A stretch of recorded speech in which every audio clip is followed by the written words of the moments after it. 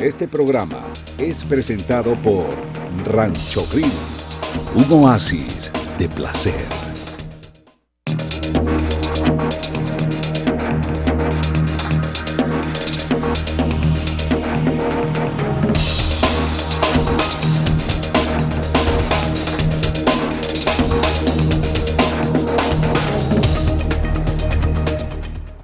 Amigos, muy buenos días, bienvenidos a su programa Frente a Frente, como cada mañana a través de Mira TV, canal 9 de Inter. Vamos a recordar nuestras redes sociales, la cuenta de Twitter de este programa es @FrenteAFrente9.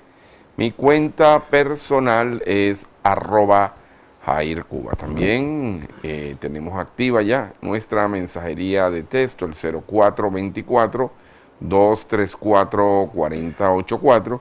Y nuestra recomendación e invitación para que se suscriba a nuestro canal de YouTube, Jairo Cuba TV. Y recuerden que este programa puede ser visto en reposición esta noche a las 9. Hoy es lunes 29 de noviembre del año 2021, ya prácticamente se despide este mes de noviembre y prácticamente también se despide el año. Ayer fue el primer domingo de Adviento para quienes creemos en la religión cristiana. Bien, mis amigos, hoy voy a entrevistar a Felipe Mujica, secretario general del Movimiento al Socialismo, MAS. Con Felipe lo hemos invitado especialmente porque queremos obviamente conocer sus impresiones, no solamente del desenvolvimiento del proceso electoral, sino que ya una semana después, una panorámica de cómo está observando esta situación. Pero antes de la entrevista con Felipe, quiero hacer un par de comentarios. Me parece de verdad grave, bueno, aunque ya a uno en estas instancias ya no le sorprende nada, que el presidente de la República haya opinado el día de ayer que la representación de observadores, de veedores internacionales que vino al proceso electoral, no vinieron a eso, sino en carácter de espías. Entonces, me parece que es una aseveración muy grave y que en todo caso, no sé cómo el gobierno permitió entonces que en vez de unos observadores vinieran unos espías al país. Sobre eso también quisiera consultarle a Felipe Mujica, si él cree que se trata sencillamente de una expresión verbal, de esas que muchas, de las que salen de la boca de los políticos a veces, que no las miden y después ni siquiera tienen cómo justificarla. Y el otro tema al que quería referirme es el caso de la nueva cepa, esta Omicron, que bueno, ha puesto de nuevo en alarma a la sociedad mundial, sobre todo en Sudáfrica, donde al parecer se originó esta nueva variante. Hago el comentario para reiterar lo que hemos venido diciendo permanentemente en este programa. Es un tema, señores, de cuidado personal, de responsabilidad personal. Nadie nos va a cuidar absolutamente. A veces, bueno, el cansancio que ha generado casi 2 años de pandemia, obviamente nos facilita que podamos relajarnos, y más ahora que el gobierno ha dado una flexibilización plena. De manera, señores, que hay que estar muy pendientes y muy cuidadosos con esto. Bueno, otras cosas que comentar, pero yo quisiera aprovechar el mayor tiempo posible con Felipe Mujica, que es un extraordinario analista y que muchas de las cosas que Felipe nos ha venido planteando durante todas las etapas de este programa Frente a Frente han sido asertivas, y por eso creemos que es pertinente iniciar esta semana de hoy con Felipe Mujica. Buenos días, Felipe, ¿cómo estás? Buenos días, Jairo, ¿cómo están las cosas? Bueno, aquí viendo, Luis Herrera decía a veces, viendo la hierba crecer. Así es. Sí, Eso ocurre también. Cuando uno tiene absolutamente más nada que hacer, uno se pone enfrente de la hierba y empieza. Se pone. Felipe, un comentario postelectoral de cómo viste que se desenvolvió el proceso. Te voy a hacer un combo de cosas para que las desarrolle. La actuación del Consejo Nacional Electoral, aunque todavía con una situación pendiente en el estado Barinas. Y el panorama, cómo ha quedado la situación política en Venezuela de cara a lo que viene, porque indistintamente de que en el cronograma electoral no venga más nada, va a haber una especie de descanso, la política va a seguir su ritmo y su dinámica. Yo creo que lo más importante de este proceso electoral que culminó el 21 de noviembre es que hay que tratar de tener una visión objetiva y una visión que al mismo tiempo permita determinar la cantidad de escenarios que están allí presentes. Porque si alguna cosa distingue este proceso electoral de otros momentos, es que la cantidad de elementos que hay que tomar en cuenta para el análisis son sumamente importantes. Si tú agarras, por ejemplo, vamos a agarrar un primer escenario, que sería el básico. Vamos a ver cuántos votos se produjeron en Venezuela. Tú dices, bueno, quienes dicen que el porcentaje de participación fue el 50%, porque le agregan el tema de la parte de los venezolanos que está afuera. Otros señalan que el porcentaje de participación es más bajo porque hubo un componente de los venezolanos que no participa. Entonces se habla como del 40% de promedio de participación.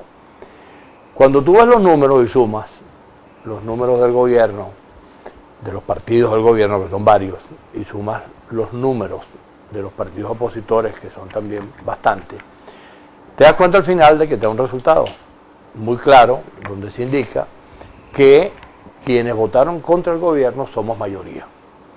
Y el gobierno quedó en minoría en relación a esa votación global.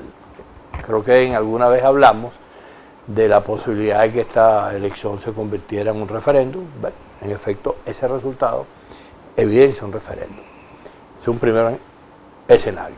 Hay otro segundo escenario que tú llegas y sumas la cantidad de gobernaciones y alcaldías y te consigues con otro mundo también. En materia de gobernaciones, el gobierno te gana 20 gobernaciones, está todavía en disputa Barinas, que no se ha dado todavía ningún resultado, que pudiera ser que el resultado fuera favorable a la oposición, pero todavía no hay ningún resultado. Y cuando vas a las alcaldías, entonces ese número cambia radicalmente.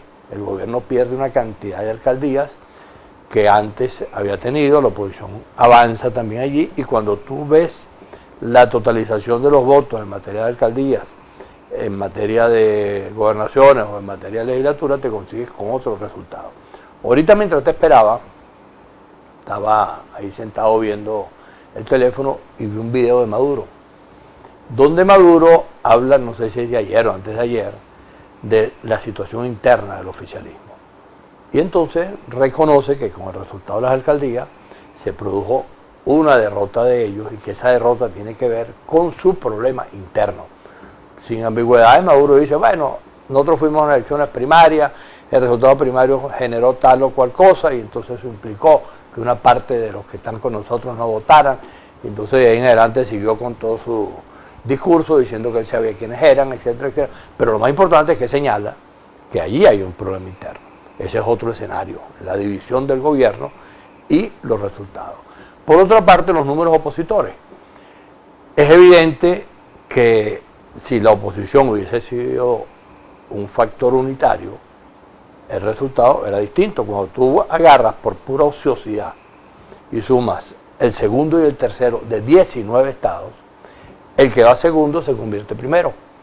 Y el segundo y el tercero siempre son factores opositores que fueron divididos frente al candidato del gobierno. Lo cual quiere decir que en este momento, si tú hubieras sido coherente, hubieras tenido más votos, hubieras tenido más gobernadores y hubieras tenido claramente una opción definida frente al país. Pero entonces allí aparece el otro problema que también lo hemos comentado. La equivocación, la manera en que la oposición ha asumido de manera incorrecta el problema de sus relaciones y la división, también ha generado una falta de coherencia y de estrategia de la oposición. Y viene el último escenario. ¿Solamente el problema de los errores de la oposición? No, también hay otro elemento. Los ciudadanos que dicen que no tienen nada que ver con eso. Y que bueno, allá los políticos, allá los opositores que hacen tal o cual cosa equivocada. Y entonces eso también genera varios resultados. Tú, por ejemplo, agarras Zulia votó por Rosales 500.000 de personas, a pesar de que allí habían también 7 candidatos o 10 candidatos opositores y estaban divididos, pero la gente, los zulianos, frente a su crisis terrible, que es el estado más conflictivo desde el punto de vista de la situación de las condiciones de vida de los zulianos, bueno, los zulianos hicieron un paso adelante y dijeron, bueno, vamos a escoger a Rosales, lo que tenemos y Rosales, bueno, Rosales representa un liderazgo de mucho tiempo en el Zulia. Caso Galíndez en Cogede vota el 60%. También allí hay una reacción de los ciudadanos de Cogede que deciden, aquí tenemos una persona que fue gobernador 2 veces antes de esta oportunidad, que es quizás el mejor gobierno que ha tenido, por lo menos que yo recuerdo, ese estado en mucho tiempo. Entonces hablé con Alberto y le dije, Alberto, ¿te acuerdas cuando uno iba a Cogede y se conseguía esa carretera espectacular con 10 metros de un lado, 10 metros del otro, limpia y con un paisaje espectacular?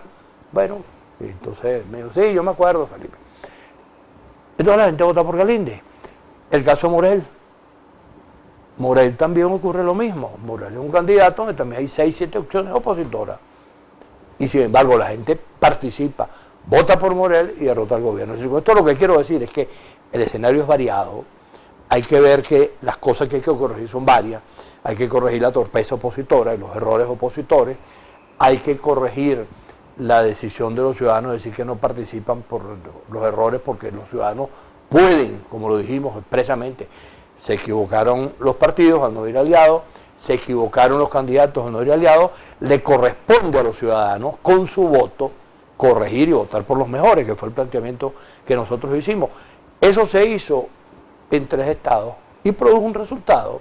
Ahora, esa experiencia toda hay que evaluarla, porque no estamos frente a un hecho, como lo dijo Maduro, tan sencillo, que no, esta es la victoria. No, mentira. El gobierno salió mal. Los errores de la oposición impidió que se expresara de manera más clara esa derrota del gobierno, pero el gobierno perdió en los números. El gobierno retrocedió en el terreno de las alcaldías y el gobierno tiene un conflicto interno tan grave como el que eventualmente pueda haber en la oposición. Todo eso indica que, a pesar de que, como en estos días leí una persona que decía, pero es que lo concreto es que tienen 20 gobernaciones. No, es un hecho de la política.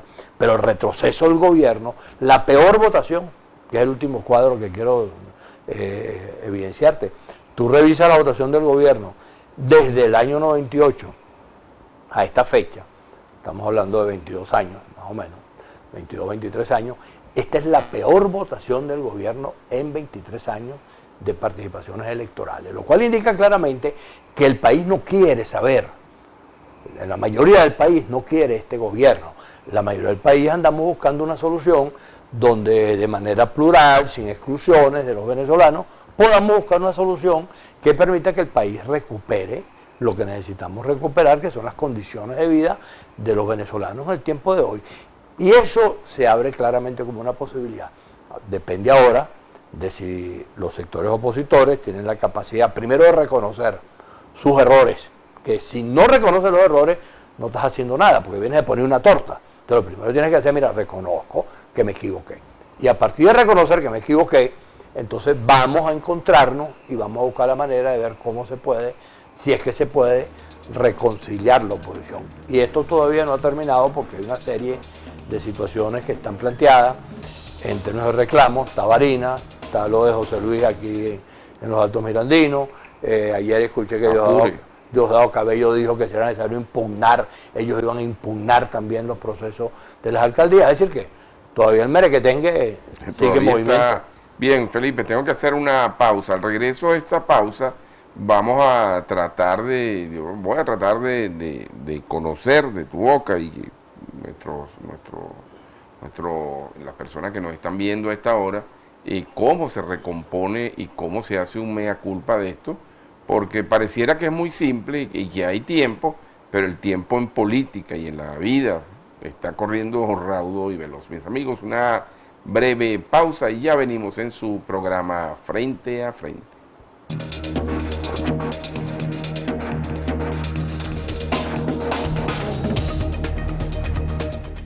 Ya estamos de regreso, mis queridos amigos, en su programa Frente a Frente, la referencia informativa de cada mañana en los Altos Mirandinos. Estamos haciendo un gran esfuerzo, trabajando en la mañana de hoy porque amanecimos con una tortícolis que nos tiene de verdad afectado. Hablo y siento allí los latigazos. Así que ustedes que nos están viendo, sobre todo las señoras y las abuelitas, si tienen algún remedio casero les agradezco, porque en verdad que estoy muy adolorido y para manejar cuesta también. Felipe, ¿cómo se recoge el agua derramada? Una expresión que yo he venido usando, otra expresión que he venido usando, incluso creo que surgió en una entrevista contigo, ¿cómo se pone cable a tierra? Y también quisiera saber si en este tema de las oposiciones, porque ya el término se acuñó, se impuso, existen pruritos, porque el tema es que, por ejemplo, no, yo no apoyo a este porque aquel fue alacrán, no, yo no apoyo a tal porque tal cosa. Lo que ocurrió en Táchira fue verdaderamente desagradable. Entonces quisiera también hacer otro combo de reflexiones para que lo desarrolle. Por ejemplo, en el caso del MAS, ¿el MAS se encriptó en una sola fórmula o empezó a seleccionar candidatos de acuerdo a las distintas opciones en los estados? Ahí tienes un tema suficientemente amplio para que lo desarrolle. Y para que tú no hables tanto. Y más,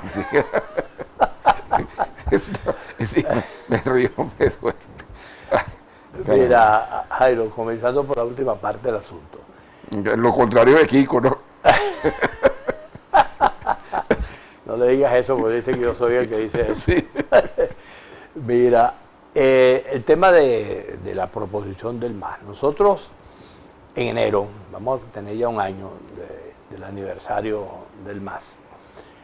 Estaba comenzando el año electoral y en ocasión del aniversario, en la rueda de prensa que hicimos esa vez, porque decidimos no hacer más nada por el tema de la pandemia, presentamos un documento sencillo, de página y media, 2 páginas, no recuerdo, donde señalábamos que era básico para que el país pudiera tener una opción hacia el futuro, una opción con credibilidad, con transparencia, que permitiera que pudiéramos construir una alternativa frente a lo que nosotros hemos definido como el peor gobierno de nuestra historia. Fue el MAS quien definió el gobierno Maduro de esa manera. Después lo ha dicho mucha gente, pero fuimos nosotros los primeros. Aún por encima del de Chávez. ¿O es lo mismo? Un rato largo. No, Chávez fue un poco un factor intermedio, un factor que jugó con su radicalismo, pero de otra manera, desde el punto de vista del ejercicio del gobierno, fue una cosa distinta. Aquí no, porque aquí se han ido acumulando una cantidad de situaciones que ese es otro tema que habría que hablarlo con detenimiento para generar un gobierno tan malo como este, ¿no? Que cada vez que pretende rectificar o pretende plantear algo que signifique cambiar las cosas, se queda en el planteamiento y lo sigue repitiendo y repitiendo y repitiendo, pero no concretan absolutamente nada de lo que pudieran ser los caminos para que el país se recuperara y para que las cosas fuesen distintas. Pero en ese momento, hablando de lo que dijimos del MAS, creo que fue el 19 de enero, que es la fecha del aniversario, dijimos, mira, aquí es necesario, imprescindible, plantear una alternativa que estratégicamente se proponga lo siguiente. Primero, reconocer los errores que la oposición ha cometido a lo largo de todo este proceso, que son los errores que ha cometido Guaidó, que ha cometido Capriles, que ha cometido Leopoldo López, que han cometido los partidos de la MUC, también los partidos que hemos estado del otro lado hablando del nivel de la participación. El error más grave es el de haber insistido en el mecanismo abstencionista y el haber acabado con el voto como instrumento de lucha. Entonces dijimos, vamos a reconocer los errores. Para que el país nos crea, lo primero que tenemos que hacer es decir, nos equivocamos. Nos equivocamos en esto, en esto, en esto, y a partir de esas equivocaciones hemos decidido avanzar. Segunda cosa, no puede haber exclusiones. Aquí todo el mundo es necesario. Por lo tanto, si queremos encontrarnos, no podemos seguir con las descalificaciones, ni podemos seguir acusando de una cosa y de la otra, sino que simplemente busquemos cómo encontrarnos. Y después dijimos, vamos a buscar candidatos unitarios, que permita que esos candidatos unitarios podamos ir con un solo candidato a cada gobernación. Y dijimos de último, por supuesto con muchas dudas al respecto, que debería intentarse incluso buscar la tarjeta única. Estos fueron los 4 planteamientos del MAS en enero del año pasado. Después vino el momento. Suficiente tiempo. Sí, Después vino el momento de las candidaturas y nosotros, frente a la falta de encuentro de los sectores opositores, dijimos, vamos a buscar los mejores. Y propusimos 20 y pico de candidatos. Esos 20 y pico de candidatos, si tú los buscas ahorita, fueron o los primeros o los segundos en la elección que se Indistintamente, Felipe, de que ¿De uno dónde sea de viniera? la alianza, ¿De de dónde que viniera? otros fueran de los para que llamaron en su momento alacranes, en fin. Tú revisas la lista y te vas a conseguir que allí se postuló a Morel, se postuló a Rosales, se postuló a Galinde, se postuló a Lipa, se postuló a Luis Eduardo Martínez, se postuló a Falcón, hubo postulaciones del MAS, es decir, una cosa totalmente diversa. Igual con las alcaldías. Igual con las alcaldías, eso fue sumamente diverso y plural. El único partido, para que tú veas lo que son las consecuencias de políticas asertivas, que coincide respaldando hasta ahora a los 3 gobernadores electos, es el MAS. El MAS respaldó a Rosales, respaldó a Galinde y respaldó a Morel.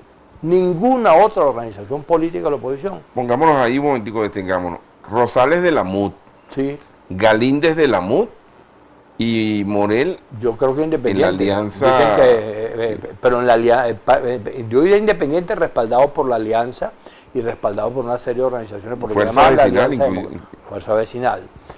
Tú revisas los alcaldes, también la diversidad de los respaldos del MAS es la misma, porque nosotros asumimos que el problema no era empezar a buscar candidatos propios o fajarnos en una pelea que si yo saqué tantos votos en las elecciones anteriores y hay que repartirse la cosa de acuerdo con un reglamento, porque tú no puedes sustituir la política por reglamento. Esos errores garrafales que cometió la Alianza Democrática, por ejemplo, que los volvió a cometer, se lo dijimos a nosotros en el momento en que dijeron, vamos a discutir un reglamento para establecer, de acuerdo con las elecciones parlamentarias, cuáles las posiciones que vamos a tener en las gobernaciones. Y le dijimos, mire, señores, primero, esta elección es distinta a la parlamentaria. Por lo tanto, no puede tomarse como referencia lo que pasó en las parlamentarias. Y segundo, los reglamentos no pueden sustituir la política. Aquí lo que hay que buscar son los mejores candidatos. No nos hicieron caso, se metieron con su reglamento y la vida fue dando unas situaciones en las cuales, inexorablemente, cuando nosotros le dimos a Galinde, mira, aquí está el respaldo del MAS, Galinde dijo, de acuerdo. Cuando se lo dimos a Rosales, de acuerdo. Cuando se lo dimos a Morel, de acuerdo. Y así sucesivamente con el resto de los candidatos que quedaron la mayoría segundos. Es decir, que si se hubiese dado lo que se propuso, que era buscar los mejores, que después también aparecieron la parte de los ciudadanos y del grupo que se agrupó tratando de buscar lo que ellos llamaron las decisiones inteligentes, también coincidieron con la mayoría de los candidatos que nosotros postulamos, y hubo en general una visión de que esos candidatos aparecían en esa lista, efectivamente los que podían ganar. Bueno, eso no se dio, eso no se produjo. Ahora, ya frente a estos hechos, donde claramente a la hora de evaluar uno podrá ver la historia y podrá saber quiénes dijimos cosas que resultaron acertadas y quienes dijeron y se condujeron de una manera que fueron equivocadas. Pero eso es para el balance. Lo concreto es que en este momento los sectores opositores tenemos que hacer un esfuerzo por ver de qué manera la forma inadecuada, indebida en que se han tratado las diversas opiniones que hay en las oposiciones o en la oposición, se convierte en un mecanismo que permita los encuentros. Yo siempre pongo el ejemplo, seguramente en algunos de los programas anteriores lo hicimos, de la oposición chilena. La oposición chilena contra Pinochet tenía 17 años, que era casi la copia al carbón, o nosotros fuimos la copia al carbón de lo que fueron ellos, en materia de errores cometidos y en materia de las dificultades que tenían entre ellos para hablar. Bueno, la dinámica de la política lo fue llevando a que hubo un personaje venezolano, Carlos Andrés Pérez, uno de los presidentes más democráticos que ha tenido este país desde mi punto de vista, y los convocó, se los trajo para Venezuela. La colonia Tovar, ¿no? Los metió en la colonia Tovar una semana, que tomaran vino, comieran cochino, cachapa y hablaran. Y se vieran la cara, y se pudieran dar la mano, y se reconciliaran. Y a partir de esa reunión, de esa convocatoria que pudo hacer una personalidad como Carlos Andrés Pérez, se comenzaron a encontrar. Y eso terminó en la concertación y después terminó en que derrotaran a Pinochet por la vía electoral. Todo eso que parecía imposible, cuando tú hablabas con ellos, Y tú les preguntabas, bueno, ¿y cómo va a terminar eso? Entonces decían, bueno, estamos dependiendo de dos cosas. Una, que Pinochet reconozca el resultado que vamos a tener, que es que él va a perder. Entonces venía toda la especulación, que si el CNE, que si para acá, que si para allá. Pero allá se produjo lo que se produjo. Pinochet perdió, reconoció, y además es una parte del pinochetismo, buscó la salida democrática. Y la segunda cosa que ellos decían siempre era que la cosa dependía de un milagro. Y cuando yo les preguntaba, ¿y cuál es el milagro? Decían, bueno, que nos unamos la oposición chilena y podamos derrotar a Pinochet. Cualquier parecido, cualquier coincidencia con esto, forma parte de esas cosas que en la historia se producen. Entonces, aquí, ojalá apareciera alguien como Carlos Andrés Pérez que le dijera a todos los factores opositores, o que la iglesia, por ejemplo, venezolana, dijera, vamos a conseguirnos un fin de semana, vamos a empezar a hablar, a ver de qué manera nos vamos acercando a las visiones diversas que hay aquí, reconociendo que hay visiones diversas, pues lo demás no tiene sentido. Ahora fíjate, Felipe, esa explicación y esa reflexión que estás haciendo me conlleva a hacer una nueva pregunta, que la tenía en la agenda, es con relación, porque fíjate, el proceso chileno termina en un referéndum, ¿no? En un consultivo, ¿verdad? Y allí comienza el proceso de democratización de Chile. Hay factores en Venezuela que están hablando de un referéndum revocatorio, ¿ok? Hay que visualizar eso y hay que analizar eso en su amplio contexto y con mucha responsabilidad. Y lo otro que vamos a dejar pendiente para el regreso de la pausa es lo siguiente. ¿Y quiénes serían? Vamos a ver si tú los puedes visualizar o los puedes mencionar en este momento. ¿Y quiénes serían los representantes de esas oposiciones que estarían legalmente facultados para sentarse en caso de que la conferencia episcopal o un Carlos Andrés Pérez que surja, podría propiciar esa reunión? Porque el tema es que dentro de lo que se acuñó como oposiciones, también hay otras oposiciones, ¿no? Entonces hay como capas de oposiciones. Mis amigos, una breve pausa y al regreso continuaremos conversando con Felipe Mujica, secretario general del Movimiento al Socialismo. Ya venimos.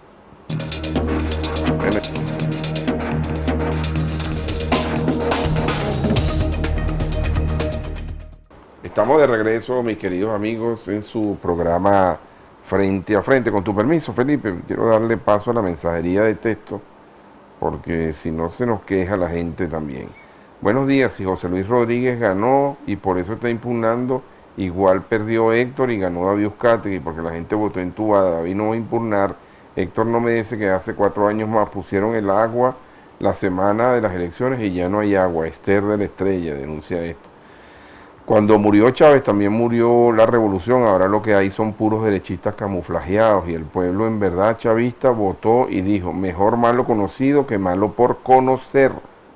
Seguimos, buen día amigo, cada vez que se va la luz en El Paso, un sector de 132 apartamentos nos quedamos sin la señal de intercable y ahora no se ve que tiene que ver una cosa con la otra y parece que el aparato de ellos lo instalaron en un poste de luz y lo peor es que nadie de la empresa viene a revisar. Sin señal de Inter, un desastre, no sé en qué zona. Este mensaje es de Orestes Salerno. Buenos días, lo único que quedó evidenciado por encima de otras consideraciones es que unidos y solo unidos se le puede ganar al chavismo. Buenos días, Jairo. Felipe Mujica es un líder, de que dice un líder sin éxitos políticos. Tú eres diputado jubilado, ¿no? Sí, sí. 3 periodos seguidos, ¿no? Sí, pero el éxito político no puede estar referido a eso solamente. Saludos, Jairo. Los venezolanos queremos un referéndum, no podemos calarnos 3 años más. Ya vamos a desarrollar este tema, porque me gustaría conocer la opinión de Felipe.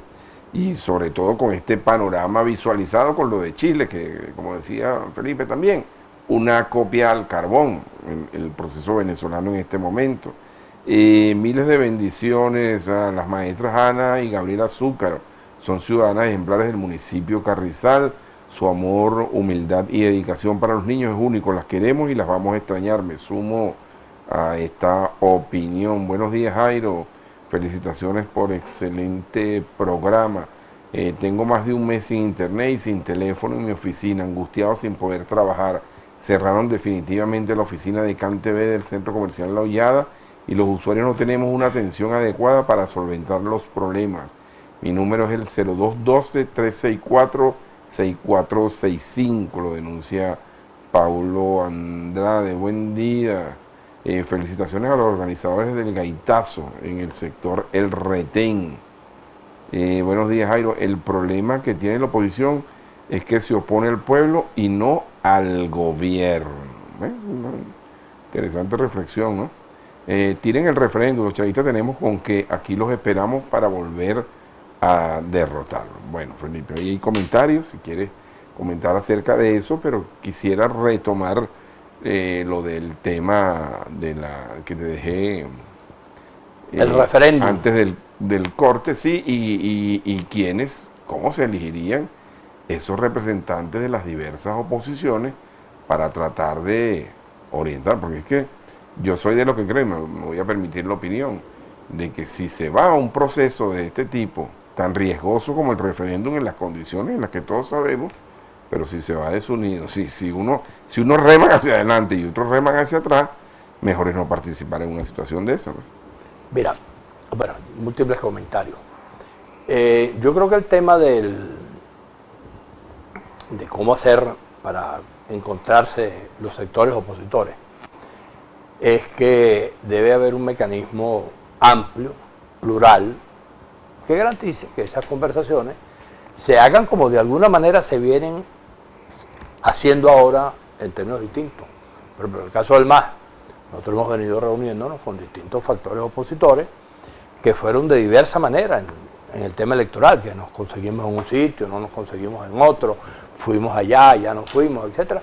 Y sin embargo, hemos tomado la decisión de ir conversando, que no es la primera vez. Nosotros después de cada desastre, esto que ocurrió, porque este no es el primer desastre, hubo un desastre que ocurrió el 6 de diciembre, otro de la vía, y siempre que eso ha pasado, nosotros hemos tratado de promover, incluso la sede del MAS, en Las Palmas, ha servido durante muchos momentos para encontrarnos diversas organizaciones y empezamos a conversar, pero después el desarrollo de las cosas termina de la peor manera, como ya sabemos.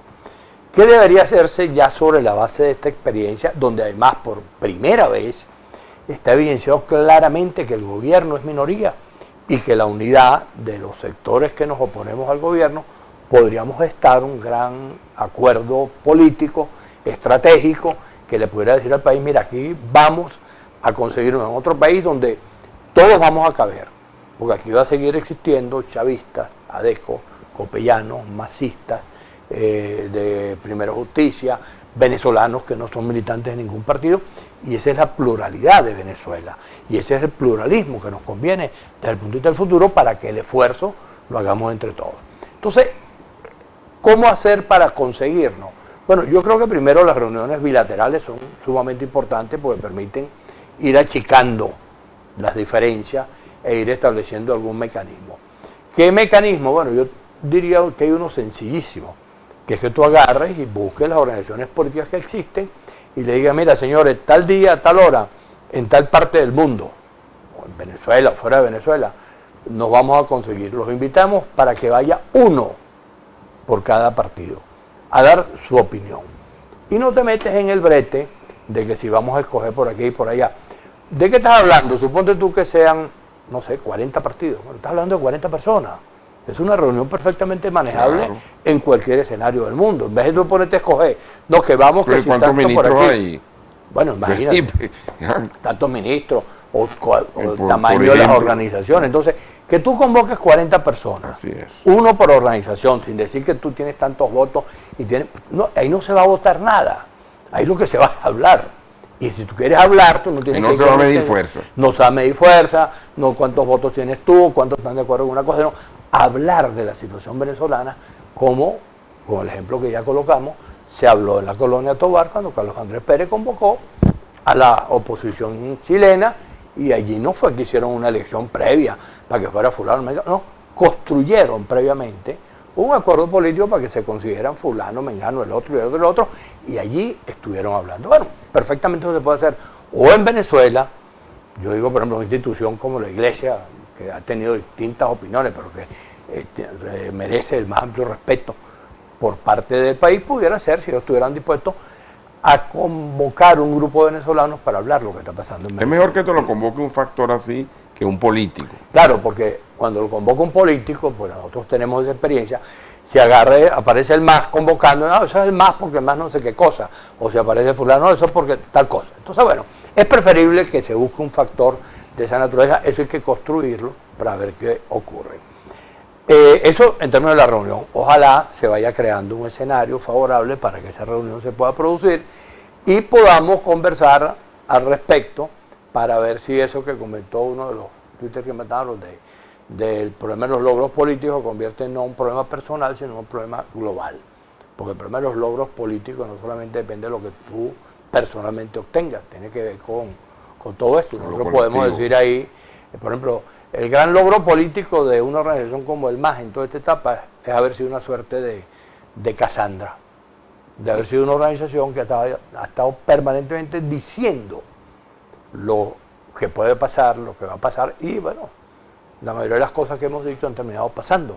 Entonces, eso nos da una autoridad que hoy podemos aludir a ella sin ningún problema, porque podemos revisar historia.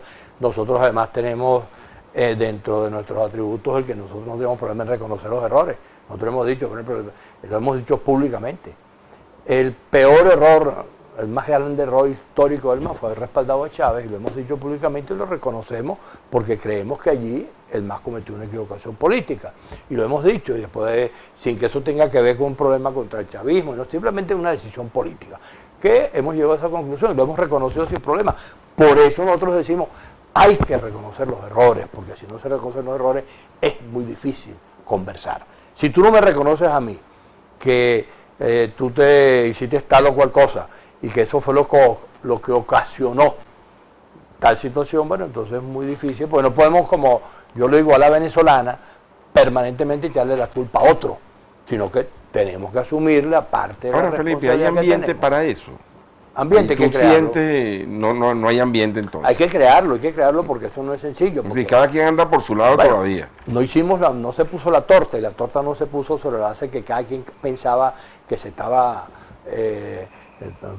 tomando el mundo para sí, que era el dueño de lo que estaba pasando. Entonces, esa manera de comportarse tiene que ser revisada, tiene que partir de la idea de reconocer los errores. Y yo creo que las conversaciones bilaterales que se te comienzan a hacer van a servir para eso, y van a servir para que se discuta en ese contexto también el tema del revocatorio, que es un tema sumamente polémico, porque la primera cosa es la siguiente: el revocatorio está en la Constitución, eso es verdad. Ahora, tú revisas todos los revocatorios que han sido convocados y todos han sido fallidos. Ningún revocatorio ha terminado revocando a nadie, ni se pudo revocar a Chávez. Bueno, lo primero es activarlo. Bueno, pero ese es el primer detalle. Porque forma parte de ese problema. Activarlo, por ejemplo, el revocatorio de Chávez en el año 2004, eso fue una proeza que comenzó con las firmas planas y terminó como año y medio después, cuando el gobierno le dio la gana que se hiciera el revocatorio. Después que si las firmas planas, no, que sí, que había que someter las firmas una cosa o la otra. Cuando intentaron revocar ellos a varios parlamentarios, entre otros a mí, tampoco pudieron hacerlo, porque el tema de la recolecta de la firma, el tema del respaldo, no es fácil resolverlo. Y después viene el tema de que, bueno, si Maduro fue electo con 6 millones de votos, tú tienes que sacar uno más para revocarlo. Entonces, esos son problemas que están allí, que tú tienes que ponderarlo, porque no tiene sentido que tú conviertas el revocatorio en un discurso que te sirva para proponer cosas, pero que a la hora de lo concreto no puedas hacerlo. Como ya le ocurrió, por ejemplo, cuando Capriles planteó el revocatorio contra Maduro, que tampoco pudo aterrizar en la posibilidad de hacer el revocatorio, por las razones que sean. Entonces, es preferible primero ver cómo ponerse de acuerdo en las cosas que en Venezuela van a pasar. Venezuela, por ejemplo, se dice, hay quienes señalan que dentro del propio gobierno hay quienes proponen volver a convocar la elección parlamentaria, y dentro de ese contexto anticipar la elección presidencial. Eso no es una ilusión de Carlos Raúl Hernández. No, lo dice Carlos Raúl, y también, pero Carlos Raúl lo dice no solamente porque él crea que eso es lo que hay que hacer, sino porque él está enterado, igual que muchos de nosotros, que hay sectores que están proponiendo como una alternativa frente a todo el cuadro político una salida que pudiera ser la anticipación de las elecciones. Eso siempre ha estado planteado en otros momentos. Las elecciones parlamentarias. Y pudieran ser las presidenciales también, porque, por ejemplo, ¿qué le puede convenir más a Maduro? ¿Que le hagan un revocatorio y lo revoquen? ¿O vamos a anticipar las elecciones presidenciales y yo soy candidato presidencial, como diría Maduro.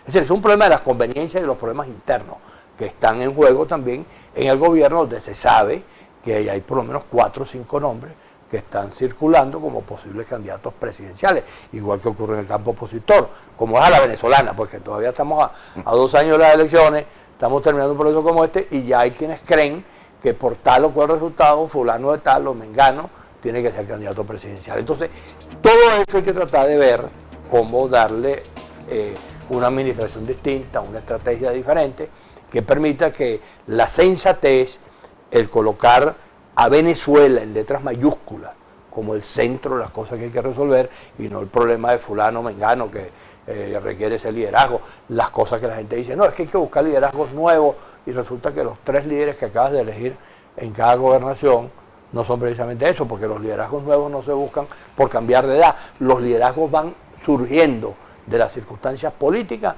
en cada país, y si tú no crees eso, lo que tienes que revisar es la historia del mundo, de la humanidad, para darte cuenta que cada liderazgo emerge en el momento en que las circunstancias permiten que eso ocurra. Felipe, tengo que hacer un nuevo corte, ¿no?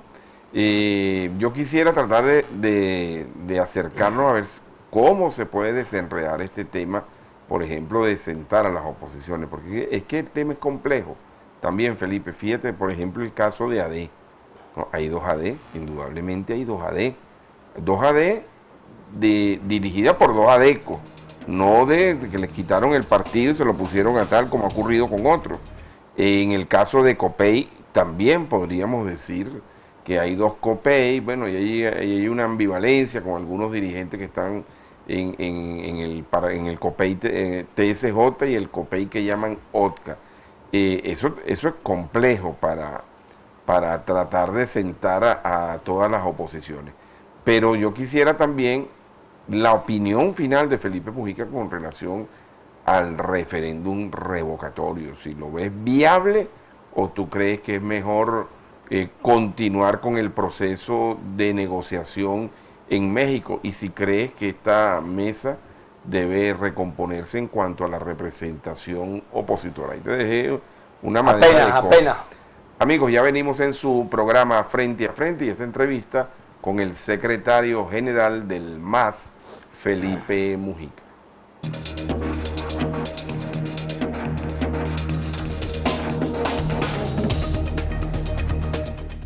De regreso, mis queridos amigos, para la última parte de su programa Frente a Frente, la referencia informativa de cada mañana en los Altos Mirandinos. Continuamos con la mensajería. Buenos días, amigos, feliz inicio de semana. Un mensajito para Hidrocapital, Residencias Lagunetica, no tenemos agua, tenemos que lavarnos las manos y no hay agua, por favor, lo denuncia Teresa Colmenares. El invitado se cree pitonizo, que diga, ¿ganó o no ganó Uzcategui? ¿Ganó o no ganó José Luis? Que diga, esto te lo pregunta Ana Díaz. Además te llamaron pitonizo. Dejen el miedo, activen el revocatorio, las elecciones se ganan con votos, compa, y por culpa de una oposición seria no llevan vida con la izquierda patriota. Buenos días, por favor, pregúntale al invitado si el MAS pagó. Bueno, esto es otro tema. Increíble esto. Buenos días, el nuevo alcalde que se acuerde del Parque de las Américas, primera etapa, sobre los ascensores, 6 años dañados y sin impermeabilización. Buenos días, en un canal de España dijeron que el presidente Maduro tiene un juicio en España. Buenos días, Jairo, no sé, a ver, este es muy largo. Luego de 32 días sin agua, ayer abrieron las llaves del agua en Matica Centro a las 9:30 de la noche y ya la cerraron. No se llenaron los tanques porque no llegó con fuerza. Bueno, el gobernador del estado Miranda puso como bandera solucionar el problema del agua. Obviamente, eso no es de un día para otro, pero los electores entonces tienen derecho a comenzar, ya será el próximo año, a reclamar por esta promesa. Buenos días, si este CNE es el mejor del mundo, ¿cómo será el peor? Está bien la cosa. Al MAS deberían cambiarle el nombre y ponerle Movimiento a la Derecha en vez de Movimiento al Socialismo, dice aquí. Bueno, todo es viable, ¿no, Felipe? Buenos días, señor Cuba. ¿Qué pasará con las caclas y las bombonas de gas acá en el sector en Cumbito, en San Pedro? Lo denuncia Francisco. Bueno, Felipe, ahí tiene, pues. Vamos a, Como dice el Kiko, métete por ahí, pues. vamos a ir saliendo de algunas cosas. Mira, lo de José Luis y lo de Uzcategui. José Luis tiene ya un procedimiento que entiendo comenzó porque, de acuerdo con su versión que yo creo que hay que acompañarla, él ganó las elecciones en Guayquipuro. Entonces, bueno, él tiene un procedimiento ante el CNE que permite, si tiene éxito, que debería tener éxito, de acuerdo con lo que está planteado allí, o la revisión de las actas o la posibilidad de que se revise el proceso y el proceso pueda repetirse, porque hay varias circunstancias, y aprovecho este tema de lo de José Luis, en varios sitios del país donde aparecieron circunstancias a nivel de las alcaldías de candidatos que fueron inhabilitados de manera extemporánea. Fueron inhabilitados, la inhabilitación operaba cuando tú postulabas y en la pantalla decía no puede ser postulado. Hubo casos donde tú postulabas, después te lo ratificaban y cuando venía la información sobre quién era, te decían está inhabilitado. El caso de Portuguesa fue ampliamente conocido, donde inhabilitaron 3 candidatos a alcalde y los inhabilitaron supuestamente por decisiones de la Contraloría y por lo menos 1 o 2 de ellos ni siquiera habían sido funcionarios públicos en ningún momento. Hay un candidato en el estado de Anzoátegui, en el sur del estado de Anzoátegui, que también está en la misma circunstancia. Lo inhabilitan el día de la votación, donde aparece supuestamente que lo inhabilitan por una decisión de la Contraloría, cuando él tiene una constancia donde la propia Contraloría le señala que él hizo su declaración jurada. Eso está también en un reclamo que entiendo hicieron el día viernes ante el CNE. Entonces, ese tipo de situaciones están allí. Si Uzcategui considera que él ganó, bueno, él lo que tiene que hacer, actuar para que eso se produzca. Esta situación de Barinas que tampoco está. Pero entiendo resuelta. que Uzcategui dio una rueda de prensa reconociendo. Por eso te digo, pues no entonces ganó, pues. es un problema de las circunstancias que se van dando en cada caso y que nadie tiene por qué inhibirse si cree que sus derechos fueron vulnerados por la manera en que esto se hizo, que hay situaciones que tienen que ser efectivamente revisadas a la luz de estas experiencias que están allí, que son ocasionadas por una cantidad de cambios que se produjeron de forma violenta, producto de las circunstancias de los partidos, que el partido que postulaba originalmente cuando vino el cambio no lo autorizaba, bueno, todo un lío de cosas que ahí están, que bueno, quien se sienta afectado por eso tiene que hacerlo. Y de manera particular, yo creo, aquí en los Altos Mirandinos, que lo de José Luis, ojalá pueda ser revisado de manera objetiva y pueda aclararse exactamente qué fue lo que pasó allí, ¿no? En relación a los problemas que tienen que ver con el diálogo, lo que tiene que ver con cómo manejar todo ese asunto. Mira, la primera cosa, y lo estábamos comentando ahora, es que en el campo opositor tiene que haber un gran acuerdo sobre un tema básico, que para mí es primario. ¿Cómo hacemos para, frente al gobierno de Maduro, la oposición tener una sola conducta sobre los temas básicos? Sobre 5 temas, 3 temas. Mira, estamos todos de acuerdo que esto es negro, estamos de acuerdo todos en que este envase es blanco, estamos todos de acuerdo en que estos son unos lentes, para decir 3 cosas aquí que estoy viendo en este momento. Bueno, y de esa manera entonces se va a conversar con Maduro. No tiene sentido repetir la experiencia, ni la de la mesa, en la cual él más participó, porque el gobierno al final hizo con eso lo que le dio la gana, a pesar de que hubo resultados positivos, después manejó eso como le dio la gana en el tema básico de la proporcionalidad, que era fundamental, hizo lo que le dio la gana con el resultado que tuvimos, que ya conocemos. El gobierno con el 68% que cogió el 92% de los cargos y la oposición que sacó el 32% de los cargos le tocó el 8% de los votos, le tocó el 8% de los cargos. Entonces, tener una sola conducta frente al gobierno obliga a revisar cosas como esta. El gobierno no puede pretender manipular a la oposición y entonces resulta que en México hay una oposición que es Acción Democrática de Henry Ramos, representada por Luis Aquiles Moreno, y un COPEI representado por Roberto Enrique, que el gobierno los reconoce allá y conoce a Gerardo Blay allá, pero cuando llegamos aquí, el gobierno reconoce a Bernabé. Eso es increíble. Y reconoce a Alvarado y reconoce a Brito, etcétera. Bueno, pero ese es su juego. Bueno, es su juego, eso es correcto. El gobierno está haciendo lo que tiene que hacer como gobierno, pero tú no tienes por qué calártela, porque depende de ti el que eso sea así o no. Tú le puedes decir al gobierno, mira, vamos a México, pero a México no vamos en este contexto que está armado, que evidentemente se armó a la luz de cómo facilitar una negociación, donde estaba en el medio la tarjeta de la MUC, estaba en el medio el tema de los Estados Unidos, etcétera, y los sectores de este lado, que estaban aquí en Venezuela, admitieron que el gobierno hiciera eso sin abrir la boca, porque aquí yo no conocí ninguna opinión de los partidos que estaban involucrados en eso, diciendo, un momentico, ¿cómo eso tú me vas a reconocer allá a la Acción Democrática de Henry Ramos y aquí vas a reconocer esta?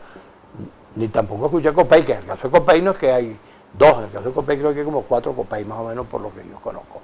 Todo eso forma parte de la acción del gobierno para dividir la oposición. Entonces a eso hay que ponerle coto, a eso hay que ponerle un freno para que el gobierno entienda que, bueno, ok, vamos a dialogar, todo el mundo está dispuesto a dialogar, pero que vamos a dialogar de una manera que sea transparente, de una manera civilizada y donde tus instrumentos, que son instrumentos que pudieras decir, bueno, es legal, es legítimo, lo que sea, no pueden estar presentes para que tú seas el perturbador principal de los acuerdos opositores. Ahora, te insisto, eso depende fundamentalmente de la oposición, no del gobierno. El gobierno va a hacer lo que tiene que hacer. El principal instrumento del gobierno es dividir la oposición. Y el principal error del gobierno, de la oposición, es dejarse dividir por el gobierno. Eso hay que corregirlo, quienes tenemos que corregirlo, que somos precisamente los factores de la oposición. Y el gobierno debe entender que, bueno, perfecto, eso le ha dado provecho, pero ya basta. Ojalá ese logro inicial se pueda producir. De igual manera, el tema de la representación. Los partidos sacaron los votos que sacaron. Yo tengo una palabra que todo el mundo salió regular. Tú lo revisas a cada quien, bueno, cada quien sacó una cosa por aquí, una cosa por allá, otra cosa más allá. Salieron regular los partidos. Bueno, que se busque la manera de que esos partidos que salieron regular sean convocados y podamos hablar del tema. Y en el mismo contexto el tema del revocatorio. Porque el revocatorio no solamente es un problema de un acto de fuerza. El revocatorio tiene la ventaja, primero que la posibilidad de dividirse sería entre participar o no participar, pero desde el punto de vista del voto no hay manera de dividirse, porque tú votas sí o no. Primero firmas, lo convocas y después votas sí o no. O sea que no hay la posibilidad de que haya 20 opciones distintas, no. Sí o no, cuando llegue el momento de votar. Ahora, ¿qué es lo que ha ocurrido acá? Que frente al hecho del revocatorio, en todas las experiencias anteriores, la fractura se produce en relación a si la gente cree que eso es viable o no es viable. Y como todos los revocatorios que se han hecho, como ya te comenté, promovidos por el gobierno o promovidos por la oposición han fracasado, yo no recuerdo que se haya revocado a nadie. Aquí se intentaron revocatorios contra Chávez, fracasó. Se intentó revocatorios contra distintos diputados, fracasaron, de la oposición y del gobierno. Se intentaron revocatorios contra alcaldes y gobernadores y tampoco se han dado. Entonces, el problema es ver si eso lo vamos a convertir en un instrumento para llenarnos la boca con un discurso o si por el contrario lo vamos a convertir realmente en una estrategia que forma parte de ese asunto de cómo plantearlo, porque el revocatorio implica realidades concretas. 6 millones de votos a Maduro, bueno, perfecto, se dice que la oposición tiene más de 6 millones de votos, hasta ahora ha llegado a 4. ¿Podemos llegar a esa situación para resolverla de esa manera? Eso hay que evaluarlo. Podemos intentar que el revocatorio no se convierta en una nueva frustración, que es lo que seguramente algunos sectores intentarían. Entonces, bueno, todo eso forma parte de un debate que hay que hacerlo. No creo que haya la posibilidad de que alguien se niegue a debatir sobre eso, sino simplemente verlo en términos concretos, ver la posibilidad de que eso se haga y sobre la base de eso tratar de establecer una decisión unitaria, compartida, que forme parte de esos encuentros que la oposición, y tratar de hacer algo que es demasiado importante, separar el revocatorio de la posibilidad de que fulano o mengano sea después el candidato presidencial, porque eso es lo que ocurre siempre. Cuando alguien se empeña en casarse con el revocatorio, entonces inmediatamente le asocian a que lo que pasa es que él quiere ser después el sustituto o el candidato presidencial. ¿Qué papel debería jugar Juan Guaidó en todo este nuevo escenario político, Felipe? Juan Guaidó, chico, debería hacer, lo que se le dijo hace 3 años, cuando él inventó todo ese desbarajuste que inventó, que comenzó por juramentarse como presidente encargado sin que nadie supiera que iba a hacer eso. Que recuerdo que nosotros le dijimos en esa oportunidad, le dijimos, mira, vale, vamos a tratar de que cuando esto se evalúe, no estemos 2 pasos atrás, sino que estemos 3 pasos adelante.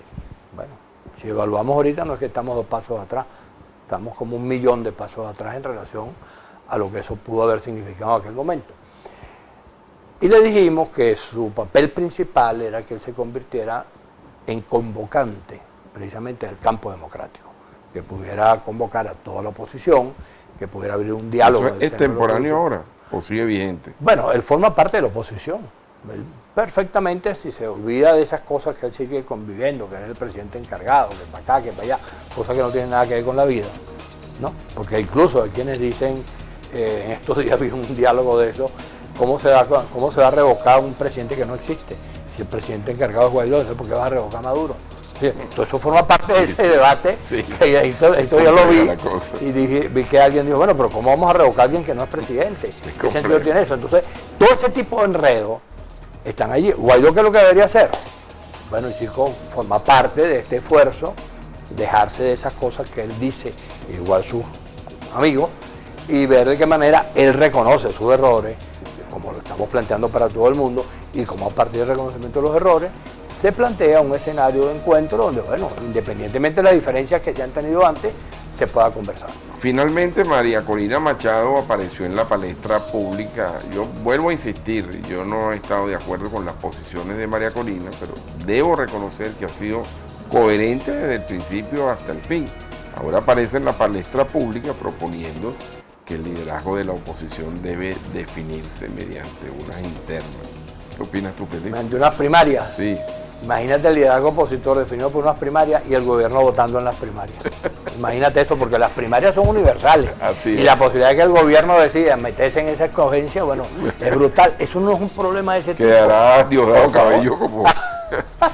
Bueno, Felipe, te agradezco mucho, de verdad, el tiempo que te has tomado para venir en la mañana de hoy. Hoy es la rueda de prensa del MAS. Sí. ¿Cuál es el tema? Adelántanos algo. Varios temas, tiene que ver con todo este tema electoral, con todas estas cosas que hemos conversado acá, e insistir en las proposiciones del MAS sobre la posibilidad de los encuentros en el campo opositor para ver si estratégicamente podemos avanzar en ese esquema de... La rueda de prensa es a las 11 de la mañana. 11 de la mañana la va a dar Segundo Meléndez. Segundo Meléndez, en la Casa Nacional del MAS, allí en Las Palmas. Sí. Bueno, amigos, tengo que despedir el programa del día de hoy. Recuerden que este programa pueden verlo esta noche a las 9 en reposición y en las próximas horas disponible en nuestro canal YouTube, al cual aprovecho de nuevo para invitarlos a que se suscriban. Yo los espero mañana en un nuevo Frente a Frente entre ustedes y nosotros muy temprano, a las 7 de la mañana.